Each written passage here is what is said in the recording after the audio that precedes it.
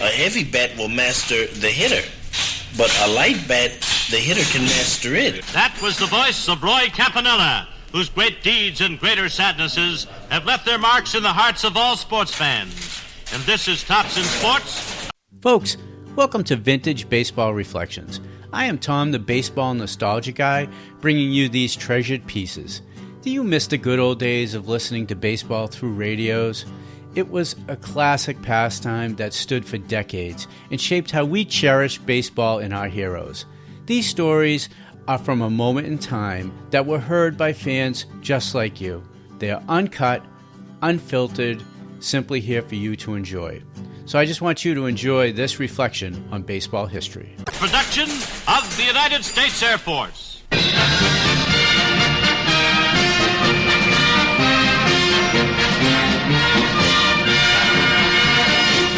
This is Harry Wismer. Today we will chat with Roy Campanella, 3 times winner of the Most Valuable Player Award in the National League. But first, this message. Today, the young people of our country are being asked to take on a responsible job that's vital to all of us. It's opening a new frontier. Only this frontier is straight up into the realm of aerospace, of air and space beyond. And today, from the ground up, this is the world of the United States Air Force. If you are a young man between 17 and 27 years of age inclusive, why delay the step you've been thinking about? There may be an important job for you in the United States Air Force. Here you may have the opportunity to start an exciting career in aviation, or missile maintenance, electronics, administration, or security. For with Air Force training and experience behind you, there's a bright future ahead in the aerospace age. Now more than ever before, there's a place for tomorrow's leaders on the aerospace team. Think about it. Look into it. For America's future and your own, join the United States Air Force. See your local Air Force recruiter today. Because of the difficulty involved in Roy Campanella's getting around, we are conducting this interview in Roy's liquor shop in the Harlem section of New York City. Campy, it is certainly nice of you to take time out to talk with us today. I understand you own the entire apartment building over this store. Yes, it's been one of the best investments that I have ventured into. In fact, I'll say this is a good rehabilitation pill for me. That's wonderful to know, Roy. Incidentally, I just want to explain to our listeners that the bells and the clatter in the background come from the cash register ringing, so that's really not noise, that's music. Roy, I'm sure that in your spare time you look around at the fellows playing today. Do you see any difference? See, I think the pitching in the league is a little different. In fact, I think it's for the better. I think more young fellas can throw harder than when I was playing, and that's not a long space of time. In other words, you think you might have a little tougher time swinging that mighty bat of yours if you were playing today? Well, I'd say I'd have to use a lighter one anyhow. Well, Campy, it seems that everyone is using a lighter bat these days. I can remember Hornsby telling us in Chicago one day that one of the main things about hitting is being able to master the bat, not the bat mastering you. A heavy bat will master the hitter, but a light bat, the hitter can master it. Roy, of all the games you played in the National League, which one sticks out in your mind? The first ball game I played in the big leagues, I'll never forget that.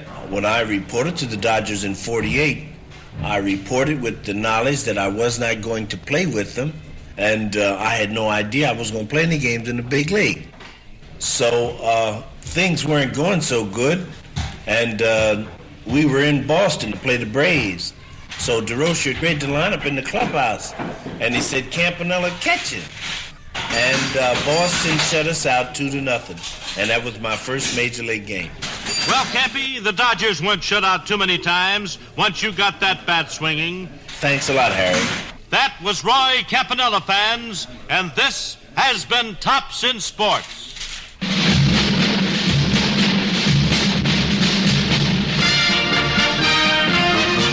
This is Harry Wismer. Tops in Sports is written by Dick Young and produced by Brad Simpson for the United States Air Force in cooperation with this station. They took the blue from the skies and the pretty girl's eyes and a touch of old glory's hue.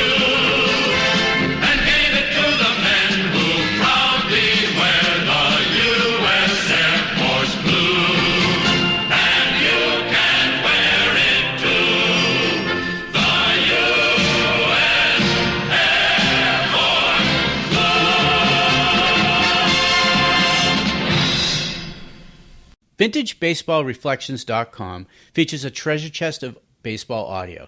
The wonderful thing is the audio isn't a guy like me or a few talking heads reflecting on players, seasons, or teams.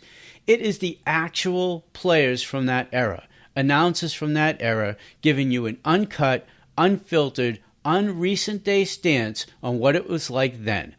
These are real-time clips from that era. Now, we encourage you to check out our entire back catalog of baseball audio. And if you like old-time games, and folks, you are not alone.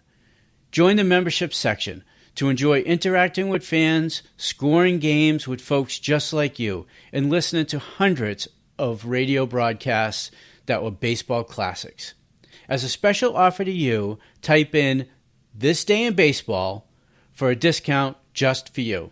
And if you enjoyed the show, hit the plus sign to subscribe, follow us on the socials, and above all, share us with your friends who love baseball history just like